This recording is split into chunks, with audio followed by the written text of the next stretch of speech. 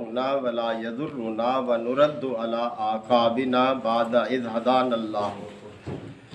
إذ هدانا الله كالذي استهوته الشياطين في الأرض حيران له أصحاب يدعونه إلى الهدى ائتنا قل إن هدى الله هو الهدى وأمرنا لنسلم لرب العالمين وأن أقيموا الصلاة واتقوه وهو الذي إليه تحشرون وهو الذي خلق السماوات والأرض بالحق ويوم يقول كن فيكون قوله الحق وله الملك يوم ينفخ في الصور عالم الغيب والشهادة وهو الحكيم الخبير صدق اللہ مولانا العظیم۔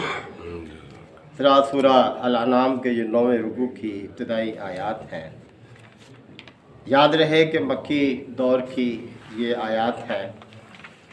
نبی کریم صلی اللہ علیہ وسلم کفار مکہ کے سامنے توحید کی دعوت رکھ رہے تھے، جبکہ اہل مکہ نے طرح طرح کے معبود اختیار کیے ہوئے تھے۔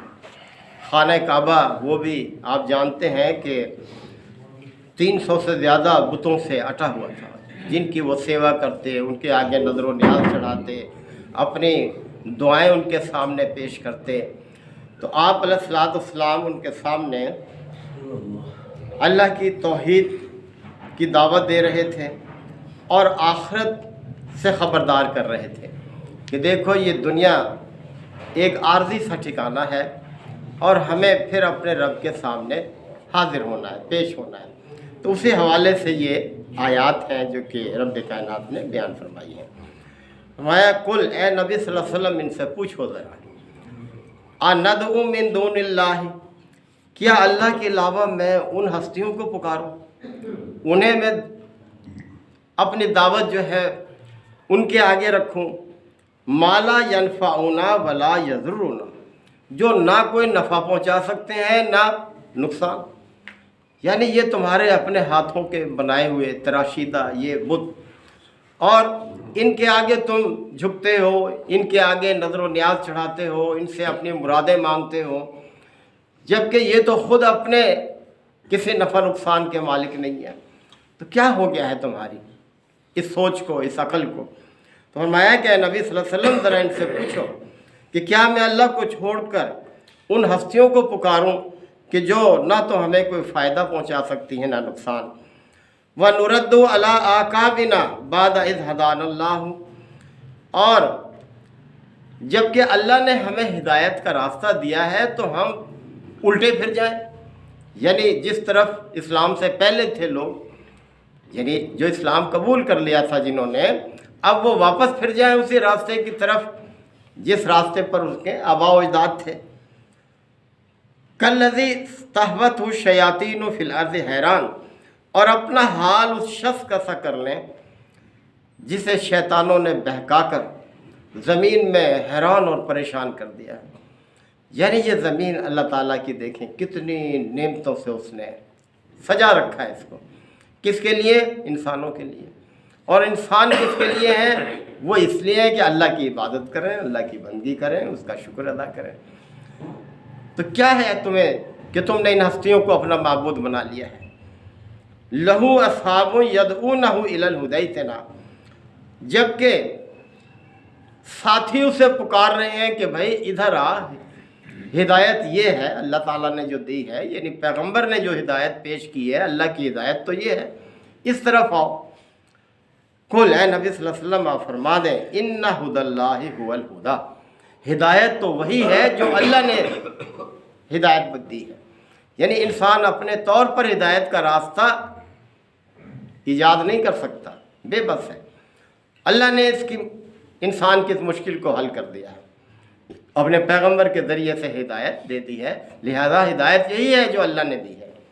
وَأُمِرْنَا لِنُسْلِمَ لِرَبِّ الْعَالَمِينَ، اور ان سے کہہ دیجئے کہ ہمیں تو حکم دیا گیا ہے کہ ہم رب العالمین کے آگے سر تسلیم ہم کرتے ہیں۔ یہ ہے انسان کی اصل کامیابی کہ وہ اپنی زندگی کے ہر معاملے میں اپنا سر اللہ کی ہدایت کے آگے جھکا دے، یہ ہے کامیابی۔ وَأَنْ أَقِيمُوا الصَّلَاةَ، اور سب سے پہلی علامت یہی ہے کہ نماز کو قائم کرو۔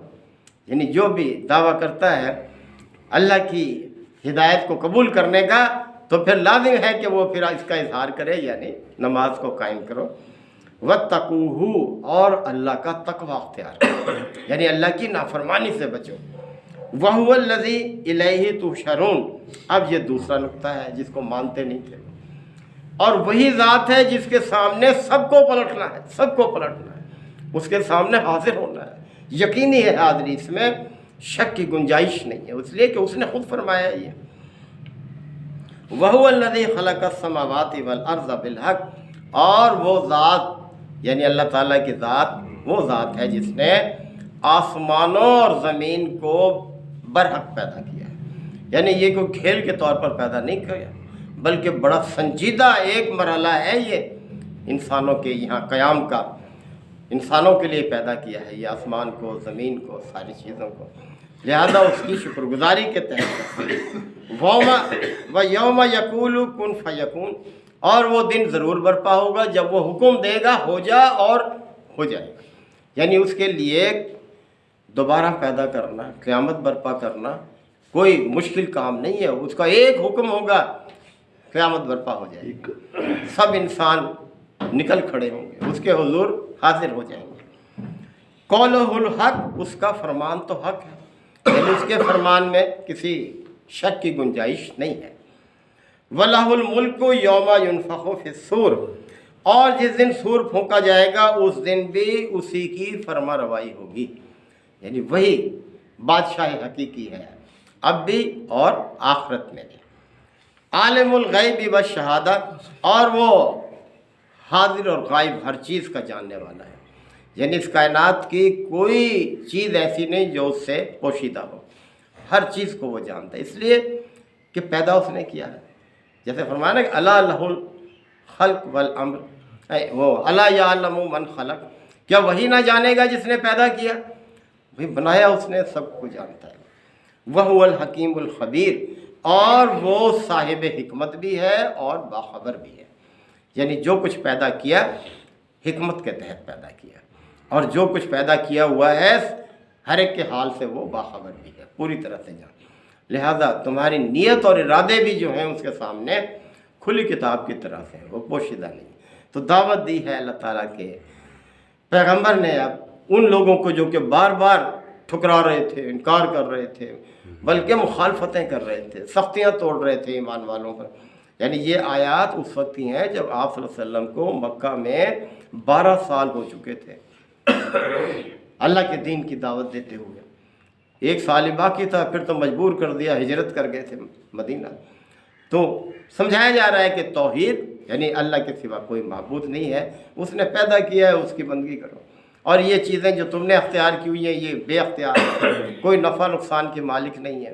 اور دوسری چیز یہ کہ اس وقت کو سامنے رکھو جب اللہ کے سامنے حاضر ہونا ہے، اس کے سامنے پیش ہونا ہے۔ اللہ تعالی ہمیں بھی ان چیزوں کو اختیار کرنے کی توفیق عطا فرمائے۔ وآخر دعوانا الحمدللہ وکفی وسلام علی عبادہ الذین اصطفی ربنا آتنا فی الدنیا حسنہ وفی الآخرۃ حسنہ وقنا عذاب النار وادخلنا الجنۃ مع الابرار یا عزیز یا غفار یا رب العالمین۔ اللہم انک عفو کریم تحب العفو فاعف عنا۔ اللہم من احییتہ منا فاحیہ علی الاسلام ومن توفیتہ منا فتوفہ علی الایمان۔ یا شافی الامراض اشف مرضانا ومرضى المسلمین یا قاضی الحاجات اقض حاجاتنا وحاجات المسلمین۔ اے پروردگار ہمارے بھائی اظہر قریشی صاحب کو صحت کاملہ عاجل عطا فرما، یا اللہ انہیں جو بھی تکلیف ہے اپنی قدرت کاملہ سے اس کو دور فرما دے، ان کے حالات کو بہتر فرما دے۔ یا اللہ ہم میں بھی جو لوگ بیمار ہیں، کسی مشکل میں ہیں، ان کی مشکل کو آسان فرما دے۔ ربنا تقبل منا انک انت السمیع العلیم وتب علینا انک انت التواب الرحیم۔ صلی اللہ تعالی علی خیر خلقہ محمد وآلہ وصحبہ اجمعین۔ سبحان اللہ۔